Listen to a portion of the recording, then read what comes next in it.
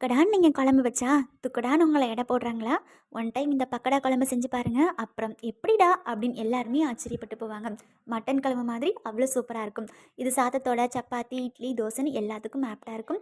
இதோட கொஞ்சம் சுண்டல், onion, corn chips போட்டு ஈவினிங் ஸ்நாக்ஸாக கூட சாப்பிட்லாம். எப்படி செய்கிறதுன்னு பார்த்தீங்கன்னா ரொம்ப ஈஸி அண்ட் சிம்பிள் தான். ஸோ கடாயில் கொஞ்சமாக எண்ணெய் விட்டுட்டு 2 கிராம்பு, சின்ன பீஸ் பட்டை, கல்பாசி, ஒரு சின்ன அன்னாச்சி பூ போட்டுட்டு இடித்த பூண்டு, வெங்காயம், கருவேப்பிலை போட்டு வதங்கினதும் அதோட ஒரு மீடியம் சைஸ் தக்காளி, ஒரு கேப்சிகம் குட்டி குட்டியாக கட் பண்ணி போட்டு அது ஓரளவு வதங்கினதும் அதோட ஒரு 1/4 டீஸ்பூன் மஞ்சள்தூள், 1 டீஸ்பூன் காஷ்மீரி மிளகாத்தூள், 1 ஸ்பூன் மல்லித்தூள், 2 டீஸ்பூன் குழம்பு மிளகாத்தூள் போட்டு கொஞ்சமாக தண்ணி, உப்பு சேர்த்து நல்லா சுண்டி வந்ததும் இதோட தேங்காவை ஆட் பண்ணுங்கள். தேங்காய் கூட கொஞ்சமாக சின்ன சீரகம், பெருஞ்சீரகம் போட்டு மையாக அரைச்சி தண்ணி சேர்த்து ஃபைனலாக பிஞ்ச் ஆஃப் கரம் மசாலா தூள் போட்டு நல்ல ஒரு கொதி வந்ததும் ஒரு 200 கிராம் பக்கடாவை போட்டு கொத்தமல்லி தழை தூணிங்கன்னா அந்த பக்கடாவை நல்லா அப்சர்வ் பண்ணி குழம்பு கெட்டியாக வரணும். அப்போ தான் நல்லாயிருக்கும். சூப்பரான பக்கடா குழம்பு ரெடி.